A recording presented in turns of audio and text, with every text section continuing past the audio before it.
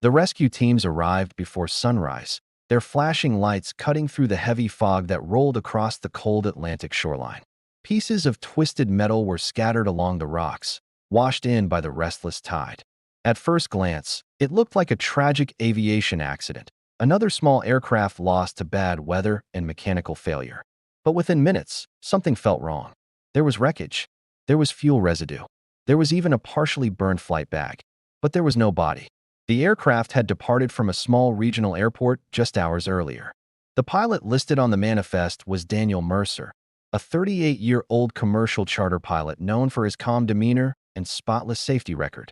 According to flight logs, Mercer had taken off alone on what appeared to be a routine private flight.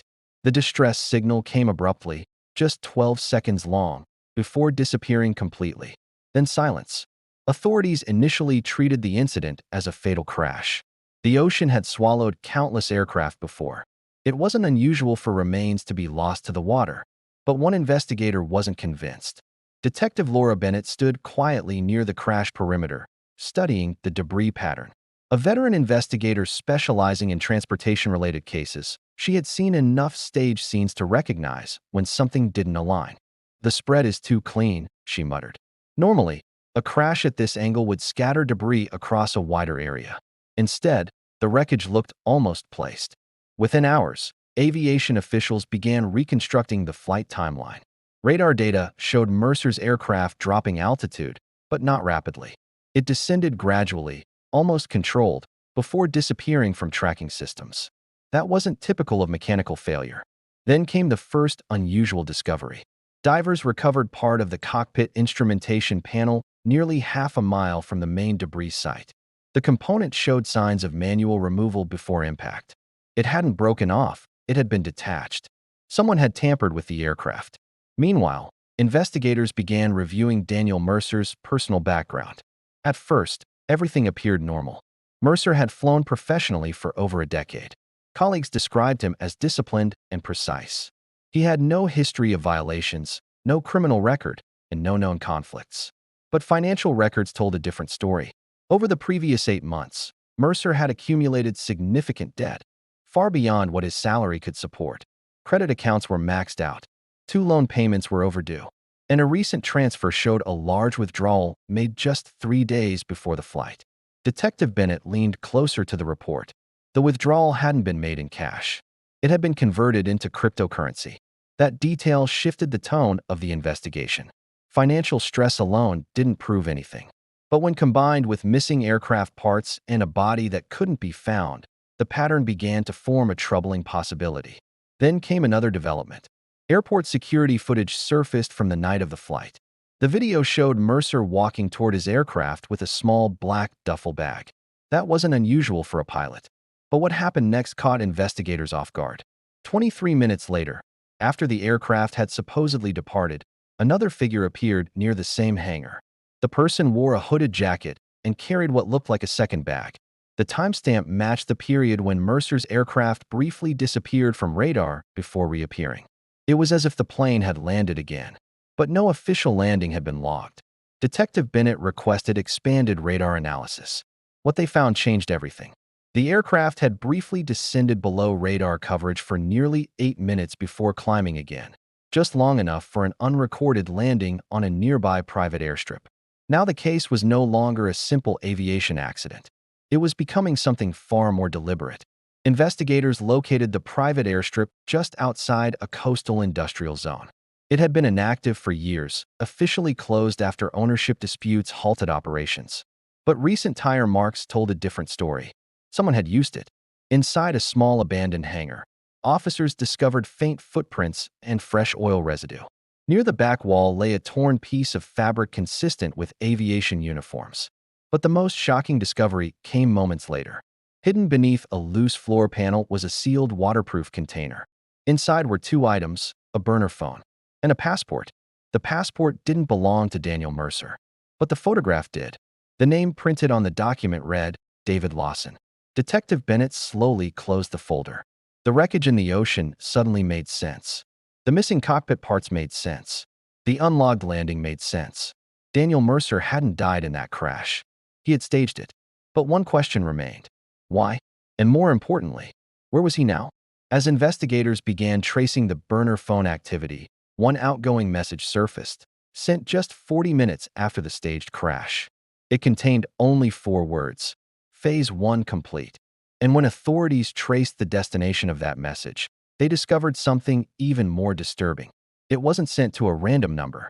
It was sent to someone already under federal investigation. The discovery of the false passport transformed the investigation overnight. What had started as a tragic aviation accident was now officially classified as a suspected financial and identity fraud case, possibly involving organized assistance. Detective Laura Bennett coordinated with federal authorities to trace the burner phone communication. The number connected to a prepaid device purchased months earlier under another alias. But the digital trail didn't end there. Data recovery teams extracted partial location records from the phone.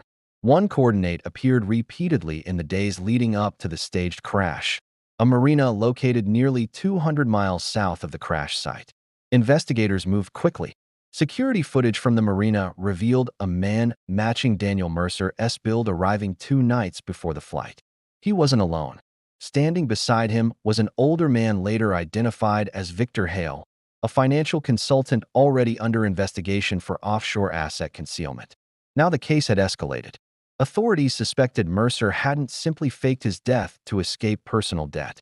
He may have been part of a larger financial scheme involving hidden assets and identity restructuring. The theory gained strength when forensic accountants began analyzing Mercer's recent cryptocurrency transactions. What they uncovered shocked everyone. The money Mercer withdrew wasn't transferred into a private wallet. It had been divided into multiple encrypted transfers and routed through international exchanges, patterns consistent with professional laundering techniques. Mercer hadn't improvised this plan. Someone had coached him. Meanwhile, investigators revisited the aircraft wreckage analysis. Aviation engineers confirmed that the crash damage was inconsistent with a high-impact collision.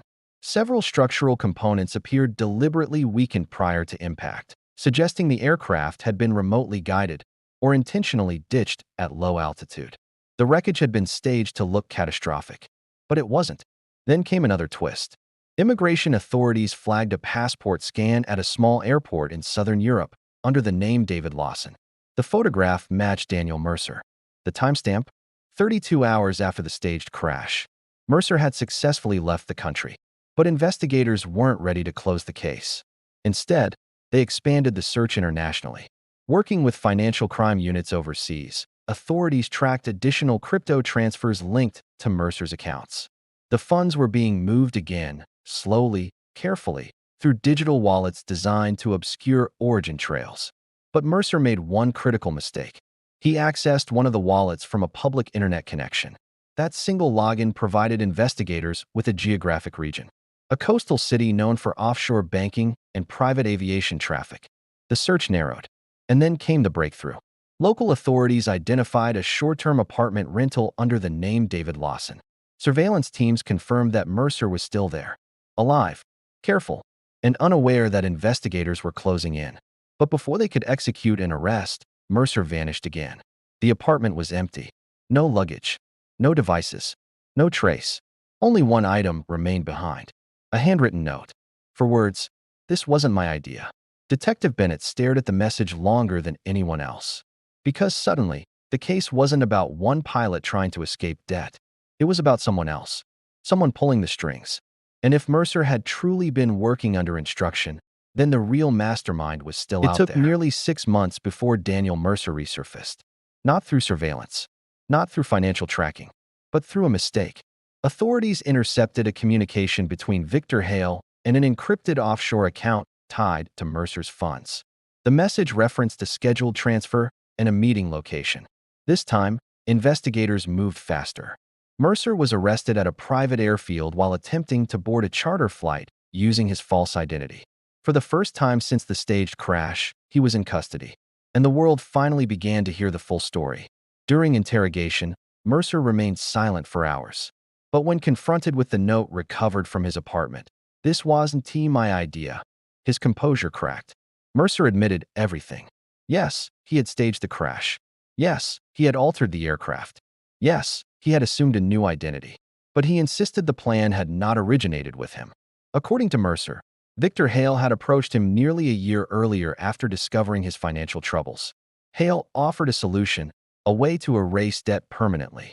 The plan was simple: fake an accident, disappear legally under a new identity, transfer hidden funds offshore. Mercer would receive a portion of the money while Hale managed the rest. But what Mercer didn't realize was that the scheme extended far beyond him. Hale had orchestrated multiple identity transitions for clients attempting to vanish financially. Mercer had simply been the first involving an aviation disappearance. The Courtroom trial drew international attention. Prosecutors presented digital evidence, forensic aviation analysis, financial records, and surveillance footage. Each piece reinforced the deliberate nature of the staged crash.